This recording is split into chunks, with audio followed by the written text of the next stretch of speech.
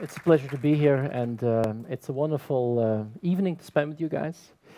I have 45 minutes to talk about some of the things that I see, and I have been in technology for a very long time, as many of you. And I came across this quote recently, and I absolutely adored this quote. Bill Gates, 1998, was asked to do a visionary quote, and he said, "Eventually, everyone's business card will have an email address." That's not even 20 years ago.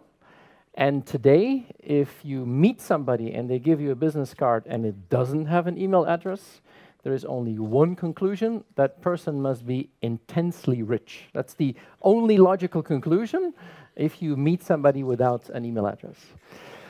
This is by far the saddest slide that I have. You see two people in bed, and their faces are illuminated by the shining of their smartphones. I did this presentation recently for a bunch of IT professionals, and they said it could be Kindles as well. True, no discrimination there.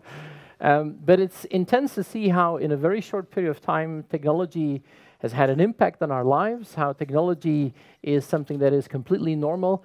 And this is one of my favorite pictures. This is the crowning of Miss France 2015, and the moment that they put the crown on her head, she takes a perfect selfie. This was also a very good product endorsement for the iPhone 6 at the same time. But you see the technology is playing a role in society that we don't even think it's special anymore. This is one of my favorite persons. It's called Peter Abel. Every time I'm in San Francisco, I try to meet up.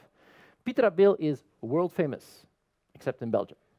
And Peter Abel is the right hand of Elon Musk, building the open artificial intelligence program for Elon Musk.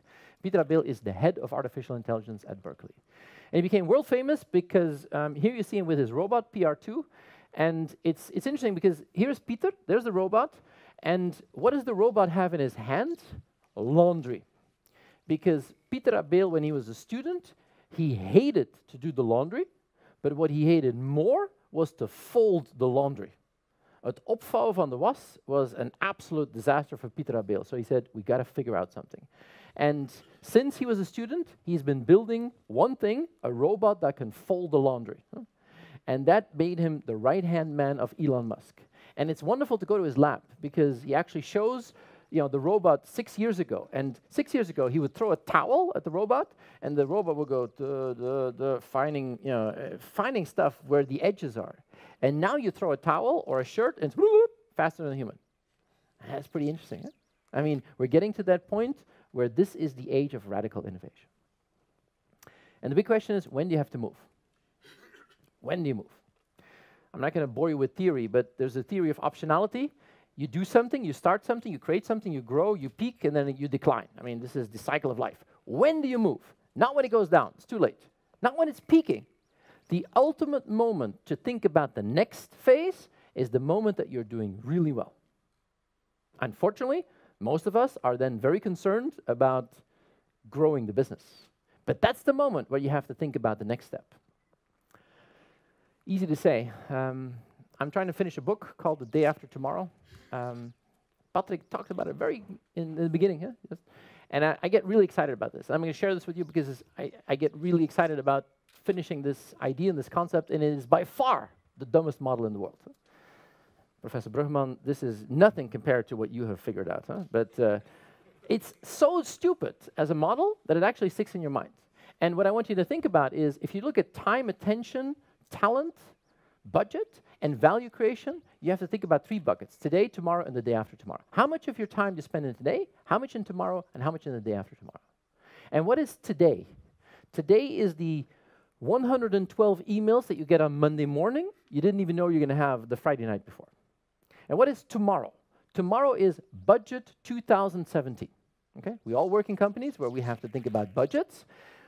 Budget 2017 is a process where we spend an insane amount of emotional energy. And once we have the budget 2017, everyone in the company agrees it's completely outdated. But we spend some time in budget 2017. And then there's the day after tomorrow, which are ideas, business models, concepts, and technologies that could really revolutionize how you think as an organization. How much of your time in today, how much in tomorrow, how much the day after tomorrow? And many people say to me, 70, 20, 10. And this is like New Year's resolutions. 2nd of January, you say, I'm going to drink less. I'm going to exercise more. This is your New Year's resolutions every Monday morning when you drive to work. This week, I'm going to do 70-20-10. And by the time you drive back on Friday night, you realize that it was 93-7-0. And this is really dangerous because, of course, today is important. This is current value. And tomorrow is future value. But the ideas, business models, concepts, and technologies of the day after tomorrow could be huge in terms of long-term value creation and regeneration. I've been using this model for a while. And actually, together with my good friends at Delaware, we did a workshop for a big Japanese car company.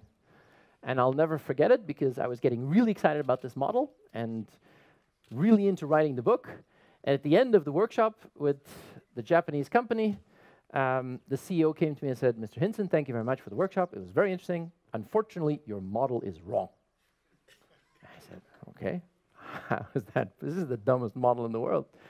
And I'll never forget it. This was on a flip chart.